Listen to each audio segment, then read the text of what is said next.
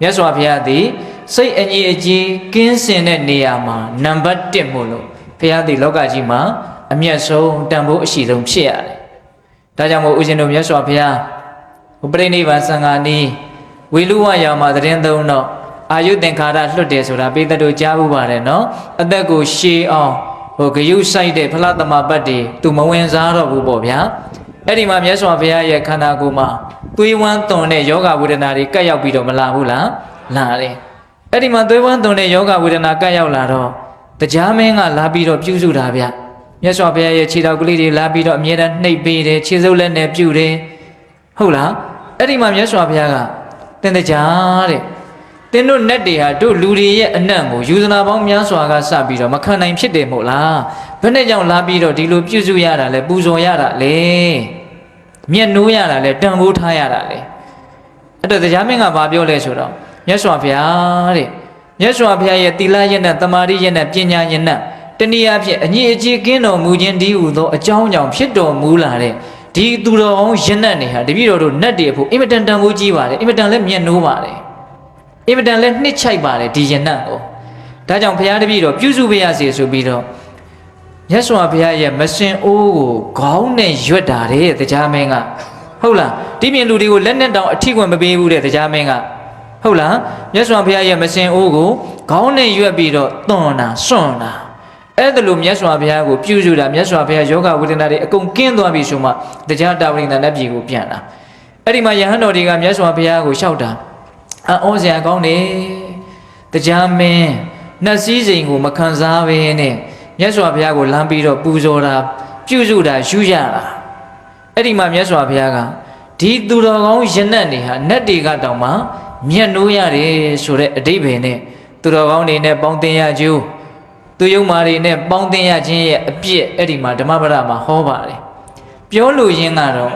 မြတ်စွာဘုရားရဲ့ခန္ဓာကိုယ်တည်လည်းပဲ32ခုထာတာတို့ဖြင့်တိဆောက်ထားတဲ့အတွက်ကြောင့်ဝဂ္ဂလိကိုဟောတာမကြားဘူးလားတင်ငါရဲ့ပုတ်သောခန္ဓာကိုယ်ကိုကြည်နေသောအဖြစ်သင်မှာဘာအကျိုးရှိမှလဲလို့မြတ်စွာဘုရားဟောတာကြားဘူးတယ်မဟုတ်လားအေးဒါပေမဲ့လို့မြတ်စွာဘုရားမှာစိတ်ရဲ့အညစ်အကြေးကင်းဝေးတဲ့အတွက်ကြောင့်လူနဲ့ပြမှာတတ္တဝါမှန်သမျှတို့ရဲ့ပူဇော်အထူးကိုပါလေခံတိုက်တယ်ဒါလေးကိုပေးသက်ပေါင်းသူတော်ကောင်းတို့ကခေါင်းထဲမှာစဉ်းစားပြီးတော့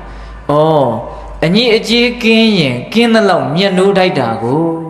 အညစ်အကြေးကင်းရင်ကင်းသလောက်ပူဇော်တိုက်တာကိုလို့သဘောပေါက်လို့မရဘူးလားအေးအညစ်အကြေးဆိုတာဘာအညစ်အကြေးကိုဆိုလိုတာလဲစိတ်အညစ်အကြေးကိုဆိုလိုတာစိတ်အညစ်အကြေးကင်းရင်ကင်းသလောက်တန်ဖိုးကြီးတယ်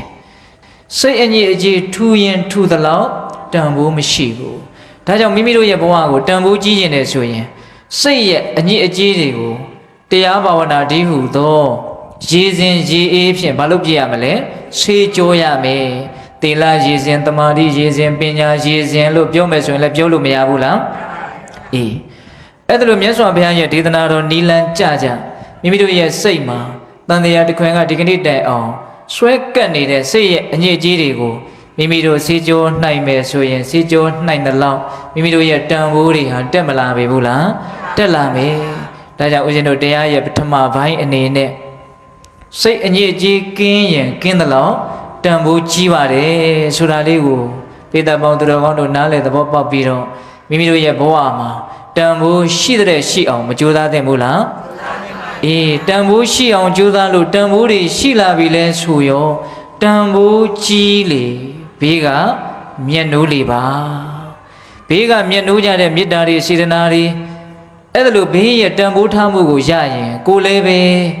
နေရတာဘဝမှာအနှစ်သာရရှိတယ်လို့ပြောလို့မရဘူးလားရတယ်ဟုတ်လားဒါကြောင့်ဦးဇင်းတို့အညစ်အကြေး2မျိုးရှိပါတယ်ရုပ်အညစ်အကြေးစိတ်အညစ်အကြေးရုပ်အညစ်အကြေးကိုလေးလူရှုပြီးတော့စိတ်အညစ်အကြေးကိုစေကြောပြီးတော့စိတ်အညစ်အကြေးကင်းကြပြီဆိုရင်ပုတ်သောခန္ဓာပဲဖြစ်တော်လဲပဲပူဇော်ခြင်းကထိုက်ပါတယ်လို့ဒီဂါထာလေးမျက်နှိုးစရာမကောင်းဘူးလားကောင်းတယ်ဟုတ်လား